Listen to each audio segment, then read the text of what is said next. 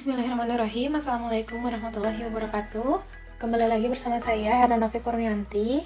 Pada hari ini saya akan melanjutkan terkait materi analisis thermal. Nah, video kali ini akan menyampaikan bagaimana sih cara memplotkan data analisis thermal yang kita miliki pada kurva TGA dan juga DTA. Nah, saya sudah memiliki data. Di sini ada temperatur, waktu, dan juga massa. Untuk data TGA, kita memerlukan data temperatur dan juga massa. Nah, kedua data ini dapat kita masukkan atau kita copy ke dalam aplikasi Origin. Nah, temperatur di sumbu X dan massa di sumbu Y. Dari kedua data tersebut sudah dapat kita plotkan dengan cara klik icon plot, line, dan masukkan.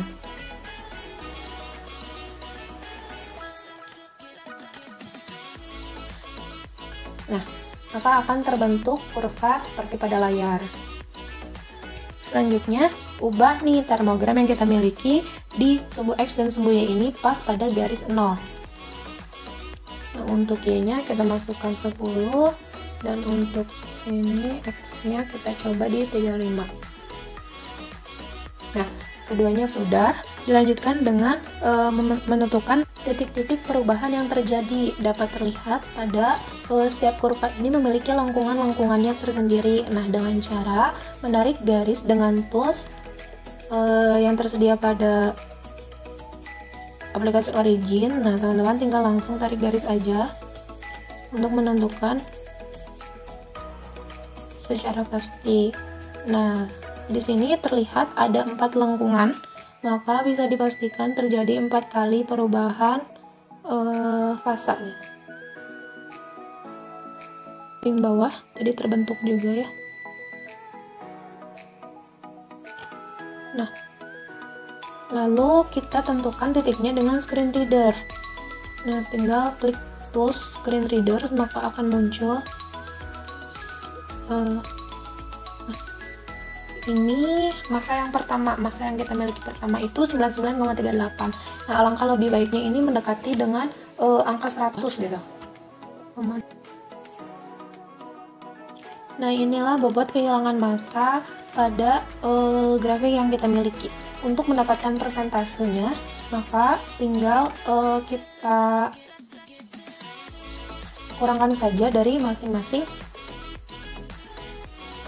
bobot massa yang terbentuk gitu. Jadi 99,38 dikurangi 8163, terus 8163 dikurangi 66, dan 66 dikurangi 10, maka akan mendapatkan persentase pengurangan massa atau dekomposisinya gitu.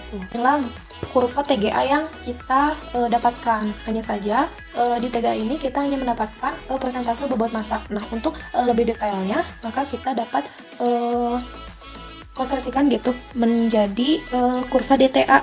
Nah, bagaimana caranya? Dari grafik yang kita miliki, kita dapat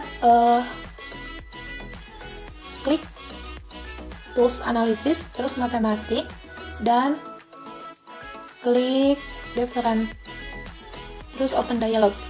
Nah, dari open dialog ini kita akan ininya tentukan satu ya, derivat ordernya. Nah, kita akan mendapatkan derivat yang pertama. Nah, kita plotkan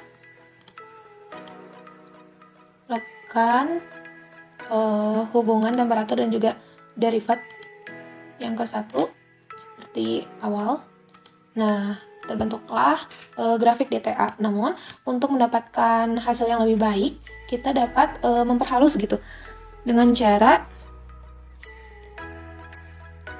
klik analisis, terus signal processing. Nah, di sini ada smooth, kita open dialog. Tunggu sebentar, maka akan muncul seperti ini. Nah, pastikan untuk metode yang kita gunakan itu yang averaging, dan point of Windows-nya itu kita pakai berapa ya? 25 saja. Nah, Nah, terbentuklah kurva yang merah nih. Ini kurva yang lebih baik gitu untuk kita analisis. Nah, dari grafik ini kita juga mendapatkan data yang baru, yaitu data smooth. Kita plotkan kembali temperatur dan data smooth yang kita dapatkan. Klik kanan, plot, dan line. Nah, nanti akan mendapatkan kurva yang seperti pada layar. Nah, dari kurva ini kita bisa menentukan 3 hal gitu. Dimana sih TG yang terbentuk, melting point yang terbentuk, dan kristalisasi yang terbentuk. Nah, untuk mengetahui TG ini seperti bentuknya lembah gitu. Nih, jadi menurun, tapi ada menurunnya gitu. Nah, ini bisa diasumsikan bahwa ini tuh TG atau transisi glass, dimana transisi glass ini kondisi material mengalami perubahan melting, namun tidak mengalami perubahan susu masanya. Nah, bisa dilihat berapa ya TG yang dialaminya gitu. Kita pakai tools screen reader. Di kondisi 286,70, 200 TG ya, TG 286,70. Nih, ini TG yang terbentuk atau transisi glass. Selanjutnya melting. Nah, kondisi melting ini merupakan perubahan fasa gitu dari padat ke cair, dimana ditandai dengan terbentuknya ya menukik ke bawah. Ini sebagai melting. Di sini ada 2 titik melting. Nah, di kondisi 410,84 melting 1 ini 410,84. Titik melting yang kedua. Titik melting yang kedua di keadaan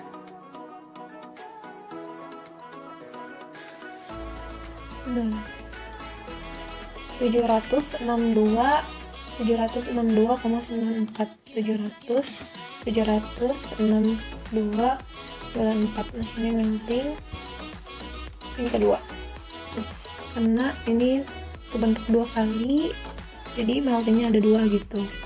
Nah, selanjutnya ada posisi crystallization, dimana crystallization ini kebalikan dari melting gitu.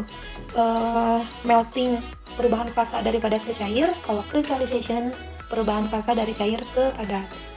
Berada di titik ini nih yang menonjol, mirip seperti TG tapi lagi naik gitu. Nah, inilah kurva DTA yang mendapatkan 4 data, yaitu ada TG, melting 1, melting kedua, dan juga crystallization. Nah, cukup sekian tutorial yang dapat saya sampaikan terkait kurva TGA dan juga DTA. Sampai jumpa di tutorial selanjutnya, yaitu pembuatan kurva DSC. Assalamualaikum warahmatullahi wabarakatuh.